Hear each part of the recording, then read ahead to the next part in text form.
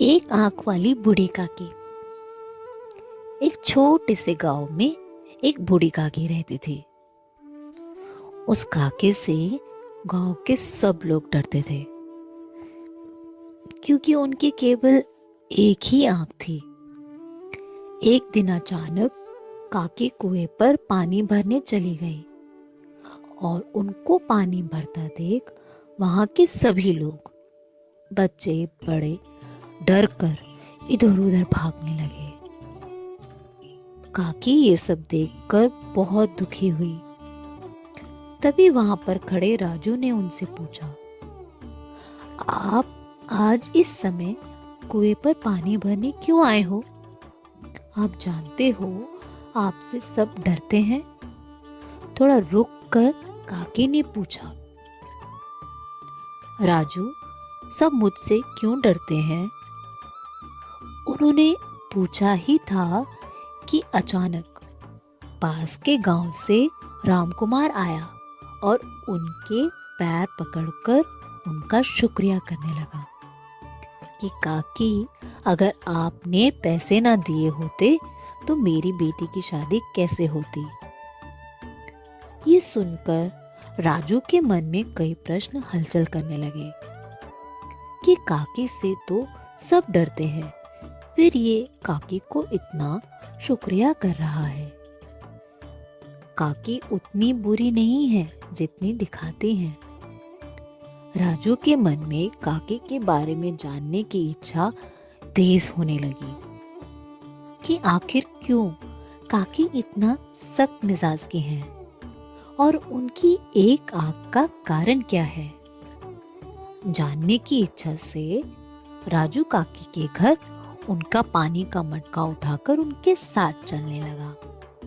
चलते चलते ही राजू ने काकी से बोला कि काकी, वैसे आप उतनी सख्त हो नहीं जितनी आप दिखाती हो।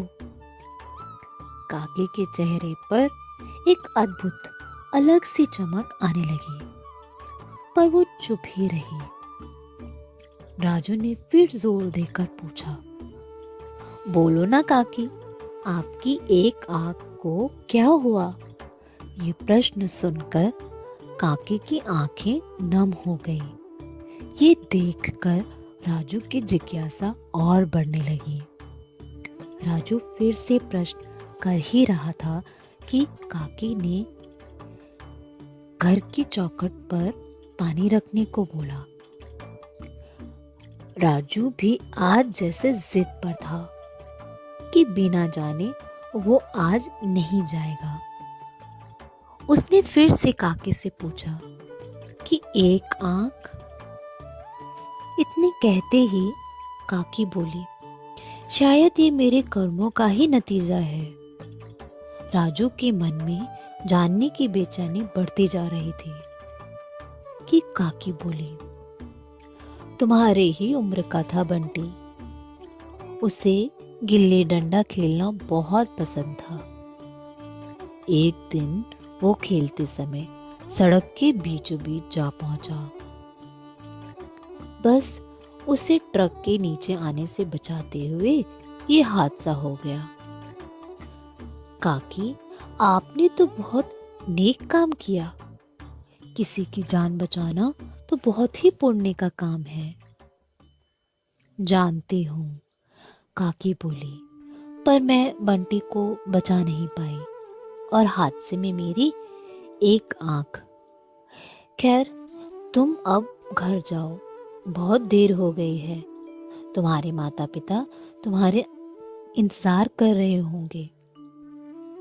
ये सब सुन राजू के मन में काकी के प्रति बहुत प्यार और स्नेह बढ़ गया और वो पूरे रास्ते तेज तेज चिल्लाते हुए कहने लगा, काकी बहुत अच्छी है, उनसे मुझे अब डर नहीं लगता।